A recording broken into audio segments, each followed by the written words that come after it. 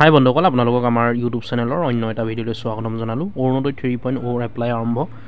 কিমান এইটো সঁচা বন্ধুসকল আমি ভিডিঅ'টো আলোচনা কৰিম, যিহেতু বহুত ঠাইতে ফৰ্ম ফিল আপ কৰোৱা হৈছে ইলেকশ্যনৰ আগত। কেনেকৈ ফৰ্ম ফিল আপ কৰিছে আৰু কিবা নথিপত্ৰ লৈছে নেকি, কিবা নথিপত্ৰৰ প্ৰয়োজন হৈছে নেকি, বা অৰুণোদয় 3.0 যিখন ফৰ্ম ফিল আপ কৰিছে বহুত ঠাইত কিমান সঁচা হয়নে নে এখন সম্পূৰ্ণ মিছা, সম্পূৰ্ণ ফেক, আমি ভিডিঅ'টোত সকলোখিনি কথা আলোচনা কৰিম। ভিডিঅ'টোত শেষলৈকে চাই থাকিব আপোনালোকে। চাওক বন্ধুসকল, বহুত ঠাইতে এনেকুৱা এখন ফৰ্ম দিয়া হৈছে যিখন অৰুণোদয় বুলি কোৱা হৈছে, যে অৰুণোদয় ফৰ্ম ফিল আপ কৰা হৈছে বুলি বহুতকে হাবাথুৰি খুৱাইছে। এনেই কোনো এখন অৰুণোদয় ফৰ্ম নহয় প্ৰথম কথা বন্ধুসকল। আৰু যিহেতু এতিয়া কোনো এপ্লাই নহয়, কোড অফ কণ্ডাক্ট লাগি আছে আপোনালোকে জানে, এতিয়া কোনো এপ্লাই নহয় অৰুণোদয়, এখন সম্পূৰ্ণ ভুৱা হয়, সম্পূৰ্ণ ফেক হয়। আৰু মানুহক এনে হাবাথুৰি খোৱা হৈছে এই ফৰ্মখন দি পেলাই। সকলোৱে এখন ফৰ্ম ফিল আপ কৰিছে, কিন্তু এইটো সম্পূৰ্ণ ভুৱা হয়। এইখন কোনো অৰুণোদয় ফৰ্মেই নহয় বন্ধুসকল, আৰু এতিয়া অৰুণোদয় কোনো এপ্লাই নহয়। আৰু আমি যদি অৰুণোদয় অফিচিয়েল যিটো গভৰ্ণমেণ্ট ৱেবছাইট আছে তাত যদি আপোনালোক দেখুৱাওঁ মাই স্কিমত গৈ পেলাই, ইয়াৰ সম্পূৰ্ণ বিপৰীত। ইয়াত চাওক বন্ধুসকল, একো বিচৰা নাই, খালি প্ৰমাণপত্ৰ একোৱেই বিচৰা নাই, খালি এড্ৰেছটো লিখিছে, ration card number, mobile number, ইমানেই। কিন্তু মাই স্কিম যিটো গভটৰ অৰুণোদয় ৱেবছাইট হয় অফিচিয়েল, তাত মই আপোনালোকক দেখুৱাম, চাব তাত কি কি প্ৰয়োজন হৈছে, কেনেকৈ এপ্লাই কৰিব পাৰিব। তাত সকলোখিনি ভালকৈ লিখা আছে, ভালকৈ দিয়া আছে। মই আগৰ ভিডিঅ'টোত আপোনালোকক দেখাইছোঁ। কিন্তু এইখনৰ কাৰণে এনেই হাবাথুৰি নাখাব, এইখন সম্পূৰ্ণ ফেক হয়, এইখন সম্পূৰ্ণ ভুৱা হয়। এইখন ফৰ্ম ফিল আপ কৰি কামো নাই বন্ধুসকল, সেইকাৰণে এনেই ঢপলিয়াই নাথাকিব। সেইখন সম্পূৰ্ণ ফেক হয়, আৰু এতিয়ালৈকে অৰুণোদয় 3.0 কোনো এপ্লাই অহা নাই, আৰু এতিয়া নাহে। অহাটো আহিব ইলেকশ্যনৰ পাছত আহিব, যিহেতু ইলেকশ্যনৰ সময় চাপি আহিছে, সেইকাৰণে এইখন সম্পূৰ্ণ ভুৱা। এইখনৰ কাৰণে আপোনালোকে হাবাথুৰি নাখাব। আপোনালোকক মই দেখুৱাই দিছোঁ মাই স্কিমত গৈ পেলাই, যিটো অফিচিয়েল হয় অৰুণোদয় গভৰ্ণমেণ্ট যিটো অফিচিয়েল, চৰকাৰী যিটো অফিচিয়েল, তাত আপোনালোকক দেখাম কি কি নথিপত্ৰৰ প্ৰয়োজন হ'ব। যিহেতু ইয়াত একো নথিপত্ৰ লোৱাই নাই, ইয়াত সুধা এড্ৰেছটো লৈ পেলাই, নামটো লৈ পেলাই ফৰ্মখন ফিল আপ কৰি থৈছে। মানুহক দেখুৱাইছে মানে যে অৰুণোদয় ফৰ্ম ফিল আপ কৰিছোঁ বুলি। মই আপোনালোকক দেখাই দিছোঁ গৈ পেলাই মাই স্কিমত, যিটো চৰকাৰী অফিচিয়েল ৱেবছাইট হয়। এইটো চাওক বন্ধুসকল, মাই স্কিম দেখিছে আপোনালোকে, এইটো অফিচিয়েল হয়, myskim.gov.in আপোনালোকে ওপৰত দেখিছে। এইটো চৰকাৰী অফিচিয়েল ৱেবছাইট হয়, অসম অৰুণোদয় আঁচনি দেখিছে আপোনালোকে। ইয়াত চাওক যোগ্যতা কি কি লাগিব। বাৰ্ষিক আয় 2 লাখতকৈ কম হোৱা, XPRI মেম্বাৰ হ'ব লাগিব। অৰুণোদয় আঁচনিৰ হিতাধিকাৰী হ'বলৈ হ'লে আপুনি আৰু মহিলা হ'ব লাগিব।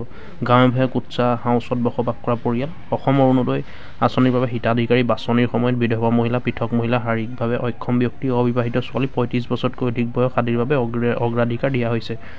গাঁৱত সৰ্বাধিক 15 বিঘা মাটি থকা পৰিয়ালেও আঁচনিৰ বাবে যোগ্য। এই দেখিছে আপোনালোকে কি কি যোগ্যতা লাগিব। আবেদন প্ৰক্ৰিয়াৰ নথিপত্ৰসমূহ মই আপোনালোকক দেখাই আছোঁ।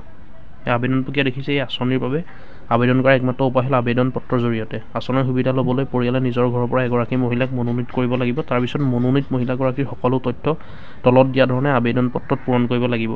আবেদনকাৰী বিৱৰণ, ব্লক নাম, গাঁও পঞ্চায়ত নগৰ, এনেকৈ চাওক আপোনালোকে ফৰ্মখনত এনেকৈ থাকিব। যিহেতু অৰুণোদয় ফৰ্ম আপোনালোকে দেখিছে, কিন্তু এতিয়া যিখন ভুৱা ফৰ্ম উলিয়াইছে সেইখনত এনেকুৱা কোনো নাই। আপোনালোকে ভালকৈ চাব, আপোনালোকক যদি দিছে নিশ্চয় দিছে, কাৰণ কেলৈ এইটো ইলেকশ্যনৰ সময়, হয়তো ভোটৰ কালেকশ্যনৰ কাৰণে আপোনালোকক দিছে। এটা মানে লোভ দিছে আপোনালোকক, আপোনালোকৰ লগত প্ৰতাৰণা কৰা হৈছে বন্ধুসকল।